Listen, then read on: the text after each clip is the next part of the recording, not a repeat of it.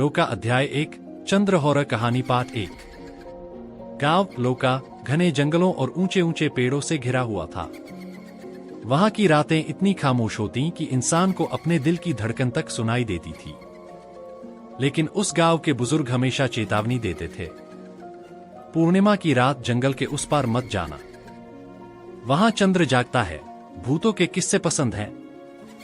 Ram Kumar channel को अभी subscribe करें।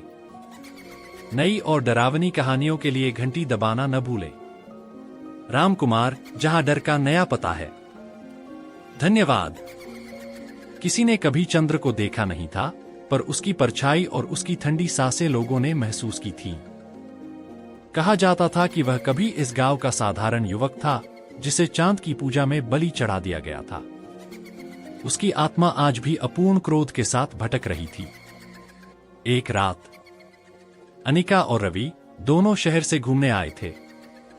उन्हें गांव की यह कहानी सिर्फ अंधविश्वास लगी। उस रात आसमान में पूर्णिमा का चांद बहुत बड़ा और डरावना लग रहा था। जिज्ञासा में वे दोनों जंगल की ओर निकल पड़े। पेड़ों के बीच गहरी धुंध फैली हुई थी। चारों तरफ अजीब सी खामोशी थी, मानो जंगल खुद सांस रोके खड़ा हो। तभी अचानक कहीं से एक मंत्रोच्चार की आवाज आने लगी। सोमाय नमः, सोमाय नमः। आवाज इतनी धीमी और ठंडी थी कि दोनों की रूह कांप उठी। रवि ने कहा, यह जरूर कोई पंडित होगा, चलो देखते हैं। लेकिन जैसे जैसे वे आगे बढ़े, धुंध और गहरी होती गई। पेड़ों की शाखाएं हवा में नहीं, बल्कि किसी अदृश्य ताकत से हिलती लग रही थीं। चंद्र का प्रकट होना। अचानक एक जगह धुंध हट गई और सामने एक पुराना टूटा हुआ मंदिर दिखाई दिया। उसके भीतर कोई खड़ा था।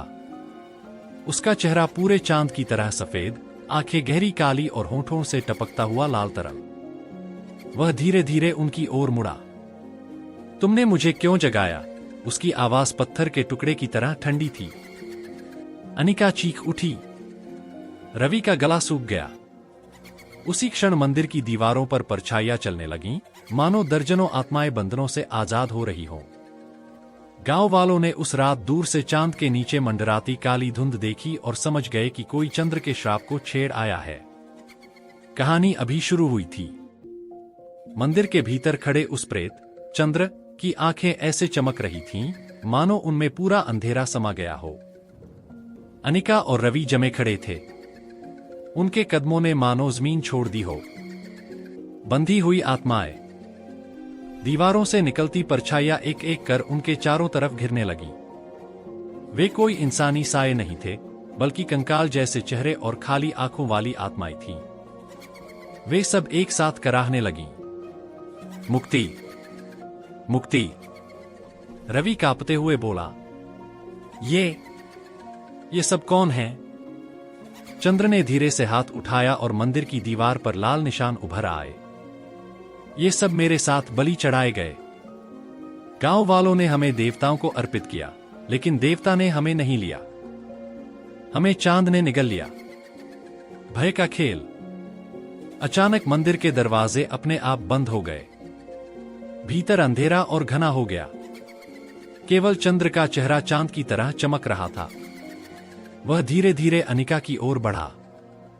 तुम्हारी आत्मा बहुत पवित्र है। मुझे पूर्ण रूप पाने के लिए यही चाहिए।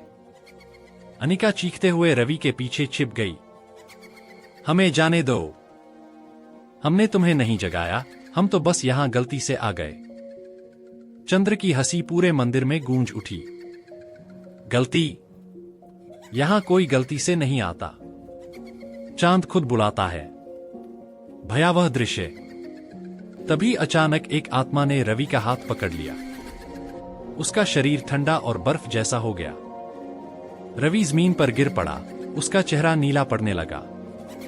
अनिका ने उसे छुड़ाने की कोशिश की, लेकिन जैसे ही उसने आत्मा को छुआ, उसके कानों में तेज फुसफुसाहट गूंज उठी। भाग, वरना अगली रात तुम्हारी आत्मा भी हमारे साथ होगी।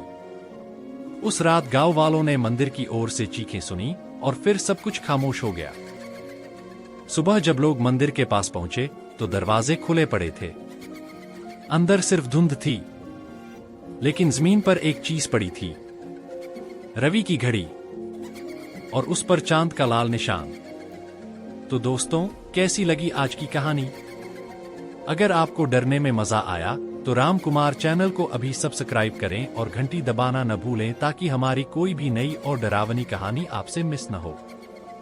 मिलते हैं अगली बार एक और रोंगटे खड़े कर देने वाली कहानी के साथ। देखते रहिए राम कुमार, जहां डर का नया पता है।